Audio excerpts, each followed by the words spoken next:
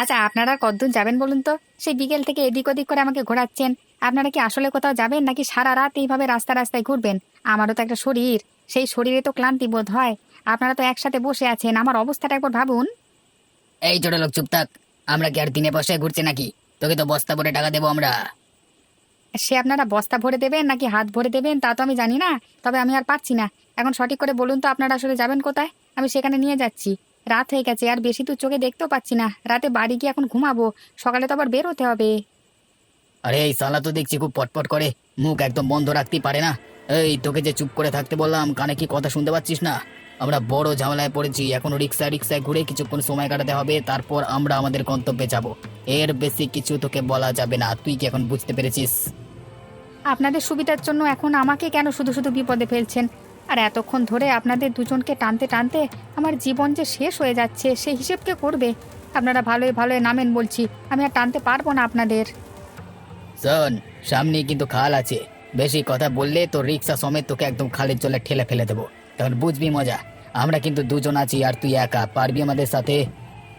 এতক্ষণ আমাকে কষ্ট দিয়ে আপনারা উপকার নিলেন, আর যেই এখন আমি বলতে এলাম এখন আমাকে পানিতে ফেলে দেবেন? খুব চমৎকার বিচার বুদ্ধি আপনাদের। তা আমরা তো ছোট লোক, আপনারা তো অনেক বড় লোক। বড় লোকদের বুদ্ধি বিবেচনা এমনই হয় বুঝি। শেষবারের মতো সাবধান করে দিচ্ছি, বাঁচতে চাইলে একদম চুপ করে থাকবি। আর যদি তোর পেট ভরা সাহস থাকে আর একটা কথা বলতো দেখি।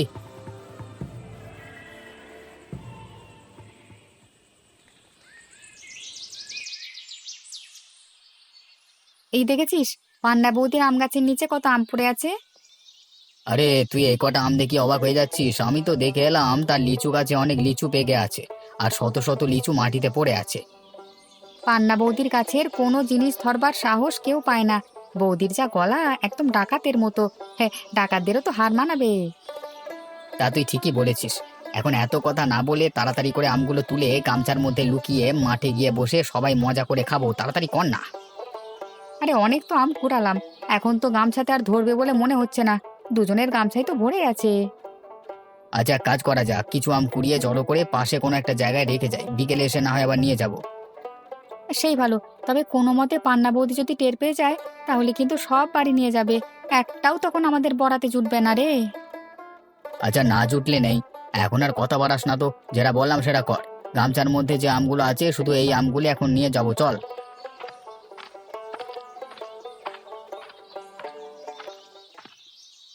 দেখেছিস, বলেছিলাম না, পান্না বৌদির গাছের আম খুবই সুস্বাদু, কেমন মিষ্টি দেখেছিস?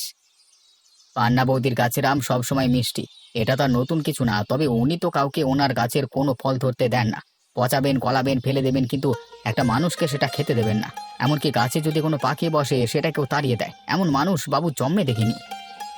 কেন জন্মে দেখিসনি কেন? দুনিয়ার সব লোক যদি একরকম হতো তাহলে দুনিয়াটা এরকম হতো না। অবশ্যই সৃষ্টিকর্তা ভালো মনে করেছেন বলেই এক একজন মানুষকে এক এক রকম বানিয়েছেন। কেন রে, ভালো মুহূর্তে একটু দেরি করে আসে। এখন পান্না বৌদির কথা বলছি, শুনতে খুব খারাপ লাগছে। একটু পর দেখবি মজার মজার গল্প বলে কেমন ফাটিয়ে দেবো। এখন এই খারাপ সময়টা একটু ধৈর্য করে কাটিয়ে দে না রে বাবা, এত অস্থির হচ্ছিস কেন? আচ্ছা কেন, শোন, আমরা কিন্তু সব আম নিয়ে আসিনি। আরো কিছু আম কুড়িয়ে এক জায়গায় জড়ো করে রেখে এসেছি। বিকেলে তিনজন গিয়ে একসাথে নিয়ে আসতে হবে। তুইও আমাদের সাথে থাকিস কেমন? আচ্ছা ঠিক আছে, তা কয়টার দিকে বেরোবি? বিকেল 4টের দিকে চলে আসিস, অনেকগুলি কুড়িয়েছি তো। আমরা দুজনে নিয়ে আসতে পারবো না, তাই তোকে বলে দিলাম। তিনজন বন্ধু মিলে অনেকগুলো আম নিয়ে এসে আবার মাঠে বসে বসে খাবো। এখন চল বাড়ি যাই, বাড়িতে কিছু কাজ জমে আছে রে। আচ্ছা ঠিক আছে, উঠি তাহলে।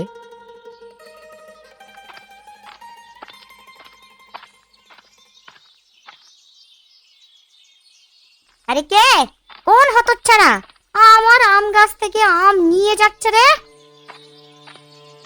দাঁড়া দাঁড়া, আজ তোদের একদিন আর আমার যে কদিন লাগে, তোদের একটাকেও আমি ছাড়বো না। বৌদীপ, আমরা তো তোমার আম গাছ থেকে আম পেড়ে নিচ্ছি না। যেসব আমরা নিচ্ছি তা তোমার গাছের নিচেই পড়েছিল। এই যে দেখো না, আমগুলো একদম নিচে পচে গেছে, গলেও গেছে, সেখান থেকে নিচ্ছি আমরা। আমার গাছের আম পড়বে, পাকবে, পচবে, গলবে, তাতে তোদের বাপের কি রে? হ্যাঁ, তোরা কার অনুমতি নিয়ে আমার গাছের আম নিতে এসেছিস? খুব বড় নোলা হয়ে গেছে নাকি? এত বড় সাহস হয়ে গেছে তোদের? বৌদি খবরদার বলছি, এখানে বাবার কথা বলবে না। আমাদের বাবারা কি জানে যে আমরা তোমার গাছের পচা আম কুড়িয়ে খাচ্ছি? শুধু শুধু বাবার নাম এখানে নিয়ে আসছো কেন? আনবো না কেন? আনবো না কেন? তোদের বাবারা যদি তোদেরকে সুশিক্ষায় শিক্ষিত করতো তাহলে তোরা এই কাজটা করতে পারতিস না। তাই তোদের বাপের নাম ধরে কথা বলেছি। গাছের পাকা আম পড়ে পচে আছে, সেখান থেকে আম নিলে বাবার সুশিক্ষা পাওয়া হয় না বুঝি? আর তুমি তোমার বাবার কাছ থেকে খুব সুশিক্ষা পেয়েছো, তাই আমাদেরকে অকারণে গালমন্দ করতে এসেছো, তাই না? কি বললি ফক্কিনির বাচ্চা কোথাকার? হ্যাঁ, আমার বাপকে নিয়ে কথা? আমার বাপ কি তোদের মতন ছোট লোক ছিল নাকি রে, যে অন্যের বাড়ির আম জাম এইসব চুরি করে খেতে যাবে? বৌদি, তুমি খুব তুচ্ছ একটা ব্যাপারকে খুব বড় বানিয়ে ফেলছো। তুমি বললে তোমার সব পচা আম আমরা এখনই ফেলে রেখে চলে যেতে পারি, কিন্তু দয়া করে তুমি থামো। আমরা তোমার থেকে বয়সে অনেকটা ছোট। তোমাকে এখন যদি ভালো মন্দ দু চারটে কথা বলে ফেলি, সেটা খুব একটা ভালো দেখাবে না। তাই তোমাকেও বলছি, একটু সংযত হয়ে কথা বলো। ওরে বাপ রে বাপ, এসেছে আমার জ্ঞানী গুণী বিজ্ঞ লোকজনেরা। আমাকে কিনা বলছে সংযত হয়ে কথা বলতে। আমি তোদের সাথে যথেষ্ট সংযত হয়েই কথা বলছি। দাঁড়া দাঁড়া তোরা এখানে। আমি গ্রামের সবাইকে ডেকে বলবো যে তোরা আমাকে অনেক বিরক্ত করেছিস। তোদের নামে এখন আমি মোড়লের কাছে গিয়ে নালিশ ঠুকছি। এরপর দেখবি মজা।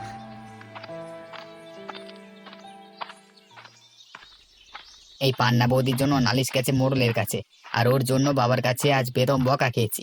এটা আমি একদম সহ্য করতে পারছি না। শুধু তুই কেন, বাবা আমাকে যে কথা শুনিয়েছে সেটা মনে হয় সারা জীবন আমার মনে থাকবে। ইরে সুমন, তুই কিছু বলছিস না কেন? তোর বাবা মা তোকে কিছু বলেনি নাকি? হ্যাঁ, মোড়লের কাছে নালিশ খেয়েছে শুনে খুব আদর যত্ন করেছে তোকে। চুপ কর তোরা, এতে আবার আদর যত্ন করবার কি আছে? তোদের সাথে তোদের বাবা মা যা করেছে, আমার সাথেও আমার বাবা মা তাই করেছে। এখন কি করবি? সব বসে বসে হজম করবি? যা কিছু হয়েছে সবই তো ওই পান্না বৌদির জন্য হয়েছে। তা হজম করবি না তো আর কি করবি? এখন কি এসবের জন্য পান্না বৌদির বাড়ি গিয়ে তার মাথায় একটা বাড়ি দিবি? হ্যাঁ, সেটা পারলে তো দিতাম, আমি এতক্ষণ ধরে বসে থাকতাম নাকি? বাহ, খুব উত্তম কাজ হতো সেটা, তাই না? এখন তো তাও রাস্তা দিয়ে হাঁটতে পারছিস না, আর ওই কাজ করলে এতক্ষণ কোমরে দড়ি বেঁধে পুলিশ তোকে জেলখানার পেছনে ইচ্ছে মতো উত্তম মধ্যম দিত। মাথা ঠান্ডা কর তোরা। এই তোরা চুপ কর না, তোদের এত কথা শুনতে ভালো লাগছে না। বল না এখন কি করা যায়? পান্না বৌদি যাতে বুঝতে না পারে এমন কোনো কাজ করলে কেমন হয়? ধর, তার বাড়ি থেকে না জানিয়ে কোনো জিনিস চুরি করলাম। হ্যাঁ, এটা করলে একদম ভালো হবে, কারণ আমরা তার পচা আম পচা লিচু গাছ থেকে কুড়িয়ে খেতে গেলে মোড়ল মশাইয়ের কাছে নালিশ করে। সেহেতু তার বাড়ি থেকে ভালো ভালো জিনিস আমরা তাকে না বলে নিয়ে আসব। তখন দেখি কার কাছে নালিশ দেয়। প্রমাণ ছাড়া এসব নালিশের কোনো মূল্য থাকবে না। চল, আমরা বৌদিকে একটা উচিত শিক্ষা দিয়ে দিই। না রে, আমি তোদের এই কাজের সাথে নেই। দেখ সুমন, তুই যদি এই কাজের সাথে না থাকিস, তাহলে যদি আমরা ধরা খাই তাহলে কিন্তু বলবো আমাদেরকে এই বুদ্ধিটা তুই দিয়েছিস। তুই হচ্ছিস এই পরিকল্পনার মাস্টার মাইন্ড। এখন ভেবে দেখ তুই কি করবি, আমাদের সাথে থাকবি না থাকবি না? আরে দেখ, মহা মুশকিলে পড়ে গেল তো। আচ্ছা ঠিক আছে, চল তোদের ইচ্ছাই আজ পূরণ করি। তা কি চুরি করতে যাস বৌদির বাড়ি থেকে? বৌদির একটা লাল বড় মুরগি আছে। এটা বৌদির খুব আদরের একটা মুরগি। এই মুরগিটাকে আমরা চুরি করে জবাই করে খেয়ে ফেললে খুব ভালো হতো। মুরগিটা তো অনেক বড়, তিনজনে খেয়ে শেষ করতে পারবো তো? শেষ করতে না পারলেও সমস্যা নেই, আমাদের পরিকল্পনা করা শেষ। আজ রাতে গ্রামের কিছু যুবক ছেলে আর কিছু বাচ্চাদের নিমন্ত্রণ করব রাতে আমাদের সাথে অংশগ্রহণ করবার জন্য। হ্যাঁ, আর সবাই মিলে খেলে একটা পিকনিক পিকনিক ভাব হবে। সন্ধে তো হয়েই এলো, যা করবার এখনই তো শুরু করতে হবে। চারিদিক অন্ধকার হয়ে আসছে। চল এখন পান্না বৌদির বাড়ি থেকে মুরগি চুরি করবার মিশন শুরু করা যাক।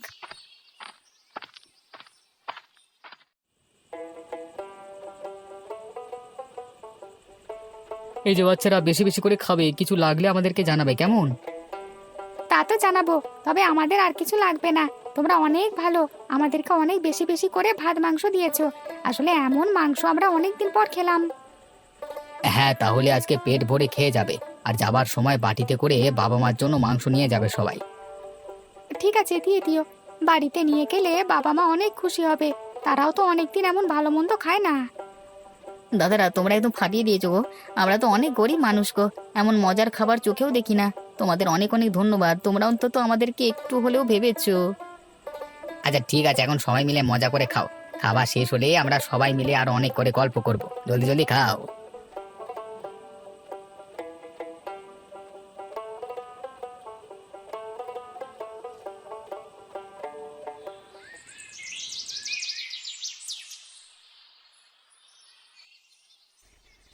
না রে, যতই যাই বলিস, কাজটা মনে হয় আমরা অনেক ভুল করে ফেলেছি। দেখলি না বৌদি কেমন কান্নাকাটি করছে। আমার না বৌদির কান্না দেখে খুব মায়া হচ্ছে রে। তোরা যাই বলিস, কাজটা কিন্তু একদম ঠিক হয়নি। মিথ্যে বলবো না রে বন্ধু, আমারও বৌদির কান্না দেখে খুব খারাপ লেগেছে। তবে এমন কাজ তো আমরা করতে চাইনি। বৌদি আমাদের সাথে যেভাবে কথা বলল, তার কথার প্রেক্ষিতেই তো আমরা এমন খারাপ কাজ করে ফেলেছি। কিন্তু এখন তো আর সেটা আমরা সংশোধন করতে পারবো না। আমরা তো মুরগিটা খেয়ে ফেলেছি, তাই না? হ্যাঁ, বৌদির আগের সেই লাল মুরগিটা হয়তো আমরা পাবো না। তবে বাজারে গিয়ে যদি কোনো লাল মুরগি পাই, তাহলে কিনে রাতের বেলায় চুপি চুপি বৌদির বাড়িতে রেখে আসবো। কি বলিস তোরা? আমাদের তিনজনের মধ্যে শুধু তুই একটা কাজ করিস, কিন্তু আমরা দুজন তো সেভাবে কিছু করি না রে বন্ধু। আর আমাদের হাতে তো কোনো টাকা পয়সাও থাকে না। সেক্ষেত্রে আমরা কিভাবে তোকে সাহায্য করতে পারবো মুরগি কিনতে? হ্যাঁ, টাকা পয়সা আমি কামাই করি ঠিকই, তবে সেটাও তো সীমিত পরিমাণ। বাবা মাকে নিয়ে পরিবার পরিজন নিয়ে খরচ করবার পর তো তেমন কিছুই হাতে থাকে না। তা যে টাকা আছে হাতে তা দিয়ে তো আর মুরগি কেনা সম্ভব নয়। বাজারে তো সবকিছুর আবার আগুন দাম। আচ্ছা, এত ভাবিস না, আমাদের কাছে টাকা নাই থাকতে পারে। তবে আমাদের বাড়িতে মিষ্টি কুমড়োর একটা গাছ লাগিয়েছিলাম, দেখেছি দুটো মিষ্টি কুমড়ো ধরেছে।